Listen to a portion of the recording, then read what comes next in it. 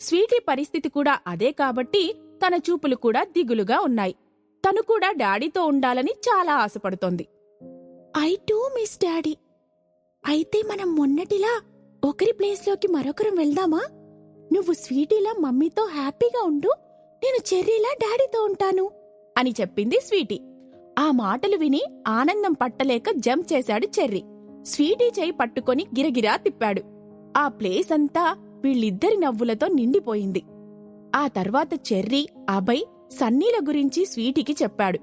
వాళ్లు తనతో ఎలా ఉంటారు, ఏం చేస్తే డాడీకి నచ్చదు అన్నది షేర్ చేశాడు.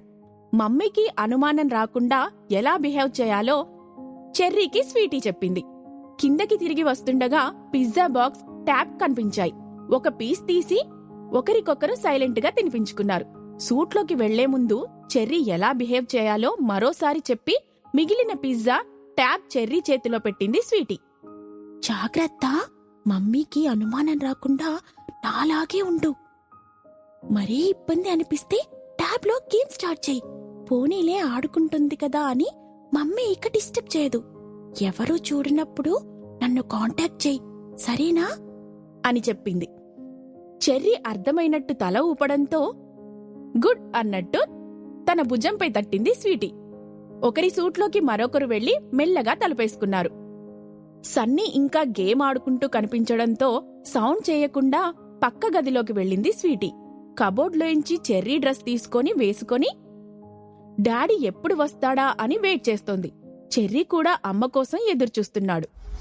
క్యాబ్లో వస్తున్న సమీరా ఎన్నో ఆలోచనలతో సతమతమవుతుంది. తులసి అత్తకి నేను ఎంత చేసినా తక్కువే. తన కోసం అవసరమైతే నేనే డాక్టర్ మీరా గుప్తా అని చెప్పేస్తాను. కాని ఆ విషయం నా బాబు వివరాలు తెలియకముందే బయటపడితే నేను, పిల్లలు ఎప్పటికీ ఈ థ్రెట్ నుంచి తప్పించుకోలేం. మాకు హామ్ చేయడానికి నాన్నవాళ్లు ప్లాట్ చేస్తూనే ఉంటారు అని అనుకుంది. చివరికి ఒక డెసిషన్కి వచ్చి డాక్టర్ శశిధర్ నెంబర్కి కాల్ చేసింది. నమస్తే డాక్టర్ గారు, నేను సమీరాను. పేషెంట్ తులసి సర్జరీ గురించి మాట్లాడదామని కాల్ చేశాను. కెన్ ఐ టాక్ అని రిక్వెస్టింగ్గా అడిగింది. హో ష్యూర్ అని శశిధర్ అనగానే, నేను డాక్టర్ మీరా గుప్తాని ఈ సర్జరీ చేయమని రిక్వెస్ట్ చేశాను. ఆమె ఒప్పుకున్నారు. సర్జరీ గురించి మిమ్మల్ని కాంటాక్ట్ చేస్తామన్నారు. I request you to arrange for the surgery soon doctor గారు అని పొలైట్గా అంది సమీరా. ఆ మాటలు విని డాక్టర్ ఆశ్చర్యపోయాడు. మీరా గుప్తా అపాయింట్మెంట్ దొరకడం అంత సులభం కాదని అతనికి తెలుసు. నిజానికి అంతకు ముందు 1-2 కేసుల్లో ఎక్స్పర్ట్ సర్జన్ అవసరమైనప్పుడు ఆయన డాక్టర్ మీరా గుప్తా కోసం ట్రై చేశాడు. ఆమె సర్జరీని తన స్టూడెంట్స్ దగ్గరుండి చూస్తే వాళ్లకి అది ఒక గొప్ప లెర్నింగ్ ఎక్స్పీరియన్స్ అవుతుందని ఆలోచించాడు. కానీ ఆమె బిజీ షెడ్యూల్లో ఉండడంతో అపాయింట్మెంట్ దొరకలేదు. సమీరా ఫాల్స్ హోప్తో ఇలా మాట్లాడుతోంది. డాక్టర్ మీరా గుప్తా అపాయింట్మెంట్ ఆమెకి దొరకడం ఇంపాసిబుల్ అని అనుకున్నాడు. కానీ సమీరని డిసప్పాయింట్ చేయకూడదని డాక్టర్ మీరా గుప్తా తనని కాంటాక్ట్ చేస్తే తప్పకుండా సర్జరీకి కావాల్సిన ఏర్పాట్లు చేస్తానని చెప్పి ఫోన్ పెట్టేశాడు శశిధర్. డాక్టర్ శశిధర్తో మాట్లాడాక సమీర తన పర్సనల్ మెయిల్ ఓపెన్ చేసింది.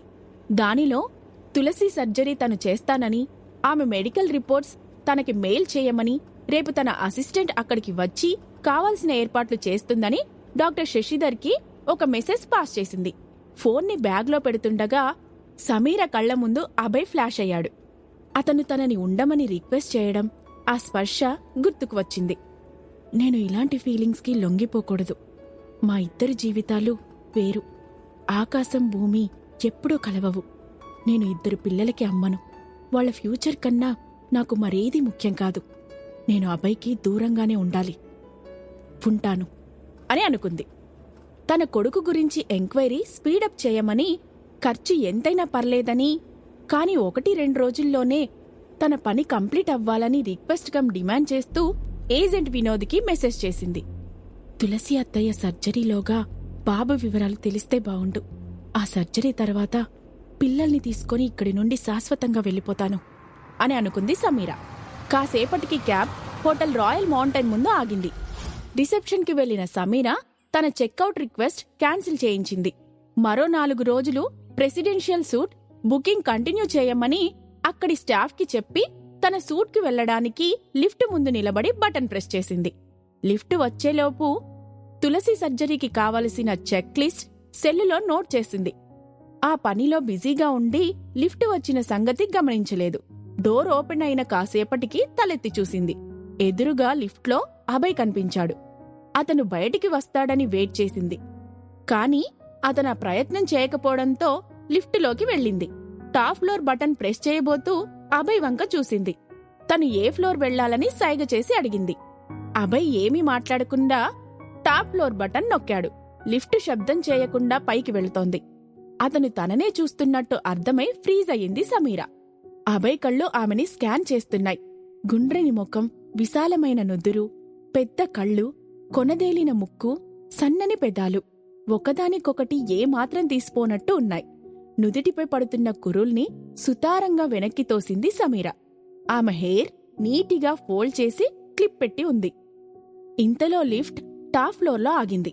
డోర్ ఓపెన్ కాగానే సమీర బయటికి నడుస్తుండగా సడన్ గా ఆమె హెయిర్ మొత్తం ఓపెన్ అయింది. అలా ఎలా జరిగిందో అర్థం కాక వెనక్కి తిరిగి చూసింది. అభయ్ చేతిలో తన హెయిర్ క్లిప్ చూసి స్టన్ అయ్యింది సమీర. అతని హద్దుల్లో ఉండమని కోప్పడాలా లేక కామ్గా అక్కడి నుండి వెళ్లిపోవాలో అర్థం కాక కన్ఫ్యూజ్ అయ్యింది.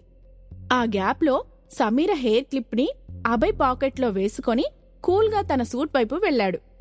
అభయ్ చేష్టలు సమీరకి కోపాన్ని తెప్పించాయి.